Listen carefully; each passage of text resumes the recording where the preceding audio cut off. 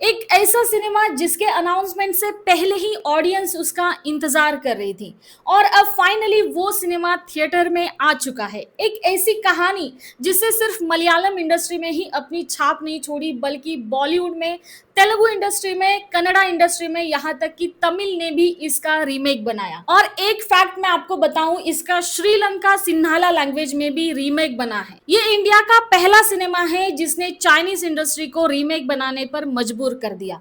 लेकिन सवाल ये है कि क्या ये फिल्म अपना मैजिक आज भी उतना ही स्ट्रांग रखती है? क्या ये फिल्म फिर से ऑडियंस को अपने सीट से हिलने नहीं देगी? क्या इस बार भी कहानी आपके दिमाग के साथ खेलेगी?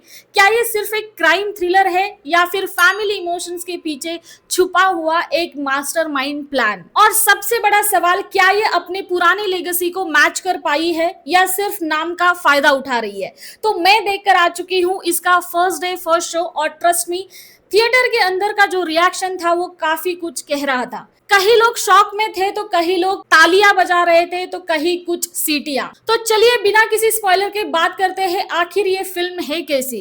क्या आपको थिएटर में जाकर इसे एक्सपीरियंस करना चाहिए या फिर नहीं?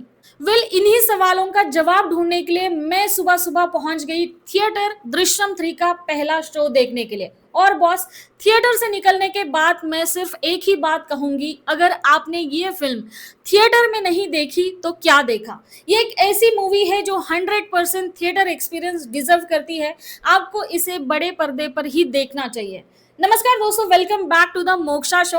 फिल्म की कहानी पर आगे बढ़ने से पहले थोड़ा पीछे चलते हैं। ये सब शुरू हुआ था साल 2013 में, जब सीधे साधे केबल टीवी ऑपरेटर जॉर्ज कुट्टी की कहानी हम सबके सामने आई थी। उसने अपनी फैमिली को प्रोटेक्ट करने के लिए जो किया, उसने सबको हैरान कर दिया। सबको पता था कि क्या हुआ है, लेकिन कैसे हुआ ये आज भी एक बहुत बड़ी मिस्ट्री है। ये कहानी इतनी कल्ट बन गई कि मैंने वीडियो के शुरू में ही आपको बताया कि ये कितनी लैंग्वेज में अभी तक रीमेक हो चुकी है।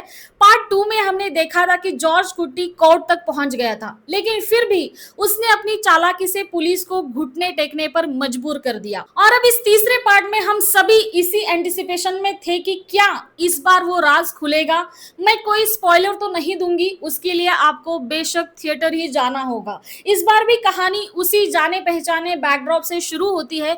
जॉर्ज कुट्टी, उसकी पत्नी रानी और उसकी 2 बेटियां उसी गांव में रह रहे हैं जहां हर कोई एक दूसरे को जानता है। फिल्म की शुरुआत बड़ी बेटी की शादी के लिए रिश्ते और अलायंस देखने से होती है, लेकिन इस बार डायरेक्टर जीतू जोसेफ ने एक बहुत ही स्मार्ट गेम खेला है। फिल्म के शुरुआत में ही दिखाया जाता है कि जॉर्ज कुट्टी ने खुद दृश्यम नाम से एक मूवी प्रोड्यूस की है जो उसी की कहानी पर बेस्ड है। कैसे पुलिस ने उसके साथ क्या क्या किया था, ये स्क्रीन प्ले का एक बहुत ही अलग और बेहतरीन तरीका था। इसके बाद मूवी अपनी उसी सिग्नेचर स्लो पेस को पकड़ती है जैसे हमने इसके पहले पार्ट और सेकंड पार्ट में देखा था। वही पुराना टेम्पलेट है, फैमिली खुश रहने की कोशिश कर रही है। जॉर्ज कुट्टी के दिमाग में हर वक्त यही चल रहा है कि पुराना कौन सा राज कब सामने आ जाए। पार्ट 2 में तो उसने सबको स्मार्ट आउट कर दिया था, पर इस बार क्या होगा ये देखना बेहद ही दिलचस्प है। चलिए अब बात करते हैं फिल्म के कुछ टेक्निकल चीजों पर। ओहो हो, फिल्म के पहले सीन से जो बीजीएम शुरू होता है वो लास्ट सीन तक बिल्कुल टॉप नॉच है।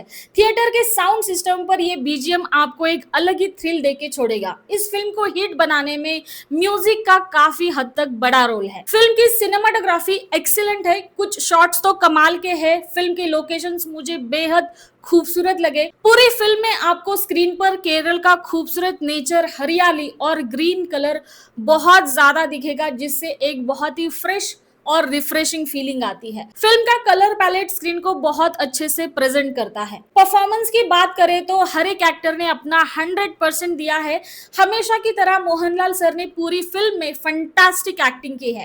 कई जगह पर उनके शब्द कम और उनकी आंखें बहुत कुछ बोल जाती है। एक आम आदमी, एक पति और 2 बेटियों के बाप के रूप में वो सिचुएशन को कैसे हैंडल करते हैं, ये देखना बिल्कुल फिनोमिनल लगता है। स्पेशल शाउट आउट देना चाहूंगी मीना जी को, जिन्होंने जॉर्ज कुटी की पत्नी का रोल प्ले किया है, वो स्क्रीन पर बिल्कुल स्टनिंग और आउटस्टैंडिंग लगती है। भले ही मोहनलाल सर फिल्म का मेन हीरो है और फ्रंट में रहते हैं, लेकिन मीना जी का काम भी किसी मायने में कम नहीं है। अब बात करते हैं फिल्म में मुझे क्या अच्छा लगा और क्या थोड़ा खटक गया। फिल्म की राइटिंग बहुत अच्छी है, डायलॉग डिलीवरी बेहतरीन है और फिल्म का एंडिंग पार्ट, बॉस एंडिंग तो ऐसी है जो आपको डेफिनेटली पसंद आ जाएगी। मुझे पर्सनली बहुत अच्छी लगी। और अगर मैं इसके टाइमिंग की बात करूं तो फिल्म का फर्स्ट हाफ मुझे लंबा लगा, वही सेकेंड हाफ को देखकर ऐसे लगता है कि सब कुछ बहुत जल्दी जल्दी घाई घाई में समेट दिया हो। अगर मैं सिर्फ एक क्रिटिक की नजर से सिर्फ कंटेंट और स्टोरी की बात करूं तो टू बी वेरी ऑनेस्ट, ये फिल्म अपने पहले और दूसरे पार्ट के बराबर मुझे नहीं लगी। पर हाँ, ये कोई खराब फिल्म भी नहीं है। असल में होता क्या है, जब पहला और दूसरा पार्ट इतना ब्लॉकबस्टर होने के बाद तीसरे पार्ट से हमारी एक्सपेक्टेशन मल्टीपल गुना बढ़ जाती है। ये फिल्म उस स्काई हाई एक्सपेक्टेशन को पूरी तरह से बीट नहीं कर पाती। यहाँ मैं एक और बात नोटिस कर रही हूँ, आजकल हमारी फिल्म इंडस्ट्री एक ही टेम्पलेट को बार बार यूज करने की कोशिश कर रही है। वही पुरानी लव स्टोरीज, वही रोना धोना, कुछ भी नया नहीं आ रहा। हालांकि अब हम देख रहे हैं कि कोलकाता यानी कि बंगाल से भी कुछ बहुत ही सुंदर एडवेंचरस फिल्में आ रही है। साउथ से बड़े बड़े action packed directors pan India level पर धमाका कर रहे हैं, लेकिन बॉलीवुड कहीं ना कहीं इस मामले में आज भी पीछे रह गया। वो आज भी वही high budget star driven formula repeat कर रही है। मैं दुआ करती हूँ कि बॉलीवुड भी रीमेक या पुराने टेम्पलेट से बाहर निकलकर खुद के ओरिजिनल टेस्ट की एक बेहतरीन और कंटेंट ड्रिवन फिल्में बनाएगी। अब बात करते हैं सबसे बड़े सवाल पर, क्या ये दृश्यम का आखिरी पार्ट है? मेकर्स ने फिल्म की एंडिंग को ओपन छोड़ दिया है। अभी तक पार्ट 4 की कोई भी ऑफिशियल अनाउंसमेंट नहीं हुई है। हालांकि डायरेक्टर जीतू जोसेफ ने कहा था कि वो दृश्यम 3 के आगे कुछ नहीं सोच रहे हैं, लेकिन मोहनलाल सर ने एक हिंट दिया है कि अगर ऑडियंस इस फिल्म को पसंद करते हैं तो हो सकता है शायद इसका 4th और 5th पार्ट भी आ जाए। तो मेरी एक गट फीलिंग कहती है कि ये फिल्म एक और पार्ट डेफिनेटली डिजर्व करती है। ऑडियंस को प्रॉपर क्लोजर या पूरा सेटिस्फैक्शन इस एंडिंग से शायद ना मिले, क्योंकि मुझे पर्सनली तो नहीं मिला। हमें जॉर्ज कुटी की कहानी का एक और फाइनल पार्ट चाहिए। अगर जीतू जोसेफ सर या उनके टीम में से कोई भी ये वीडियो देख रहा है तो एज एन ऑडियंस मेरी उनसे एक रिक्वेस्ट है कि प्लीज इसका 4th पार्ट जरूर बनाइए। तो मैं दृश्यम 3 को देती हूँ 4 आउट ऑफ 5 स्टार। तो दोस्तों, क्या आपको ये थिएटर में देखनी चाहिए? 100% यस। अगर आप एक अच्छे कंटेंट में अपना टाइम और पैसा इन्वेस्ट करना चाहते हो तो ये मूवी थिएटर में मिस मत करना। वैसे मैं आपको बता दूं कि मैंने ये फिल्म मलयालम में इंग्लिश सबटाइटल के साथ देखी है और इसका हिंदी रीमेक वर्जन भी हमें इसी अक्टूबर में देखने को मिलेगा। अब आप लोग मुझे कमेंट सेक्शन में जरूर बताना, क्या आप दृश्यम 3 का 4th पार्ट देखना चाहते हैं? और जिन लोगों ने ये फिल्म देख ली है उन्हें इसका एंडिंग कैसे लगा? अपनी राय कमेंट सेक्शन में जरूर बताना। वीडियो अच्छी लगी हो तो लाइक करना, चैनल को अभी तक सब्सक्राइब नहीं किया हो तो फटाफट जाइए और सब्सक्राइब कर लीजिए। मैं मिलती हूँ आपको अगले वीडियो में एक और नए रिव्यू, नए कहानी के साथ। तब तक के लिए दोस्तों, stay safe and stay healthy.